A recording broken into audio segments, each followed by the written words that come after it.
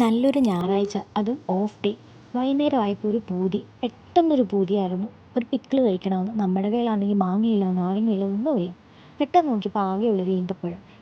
മധുരം മാത്രം ശരിയാവത്തില്ലോ എന്ന് വിചാരിച്ച് കുറച്ച് പച്ചമുളക് എടുത്ത് നമുക്കൊരു പിക്കിൾ ഉണ്ടാക്കാമെന്ന് വിചാരിച്ചു. അങ്ങനെ ഗ്രീൻ ചില്ലി വിത്ത് ഡേറ്റ്സ് പിക്കിൾ. നമുക്ക് ഒരുമിച്ച് കുക്ക് ചെയ്താലോ എങ്ങനെയാണെന്ന് നോക്കാം. ഇത് നല്ലെണ്ണയിലാണ് കേട്ടോ ഉണ്ടാക്കുന്നത്. നല്ലെണ്ണയിൽ കടുകും ഉലുവയും ഇട്ട് പൊട്ടിച്ചെടുത്ത് അതിനകത്തോട്ട് വെളുത്തുള്ളി ഇഞ്ചിയും ചതച്ചത് ചേർത്ത് നല്ലോണം ഇളക്കി കഴിഞ്ഞ് പച്ചമുളകും ഇട്ട് വാട്ടിയെടുത്തു. അതിൽ പൊടിയിൽ ചേർക്കുന്നത് മുളക് പൊടിയും മഞ്ഞൾപ്പൊടി ചേർത്ത് നല്ലോണം പച്ചമണം മാറ്റിയെടുത്ത് ഈത്തപ്പഴവും കൂടി ഇട്ടു.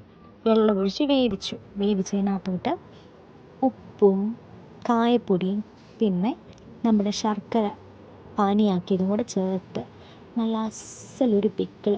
ഇത് ബിരിയാണിയുടെ കൂടെ ആയാലും ചോറിൻ്റെ കൂടെ ആയാലും നല്ല സൂപ്പർ ടേസ്റ്റാണ്. വിനാഗിരി ചേർക്കേണ്ടവർക്ക് വിനാഗിരിയും ചേർക്കാൻ കിട്ടും. പക്ഷെ എൻ്റെ കയ്യിൽ വിനാഗിരി ഇല്ലാത്തത് കൊണ്ട് ഞാൻ ചേർത്തിട്ടില്ല. ചേർത്താൽ അതിൻ്റെ ഒരു പുളിയും കൂടെ ആകുമ്പോഴത്തേക്ക് കുറച്ചുകൂടെ സ്വാദ് കൂടും.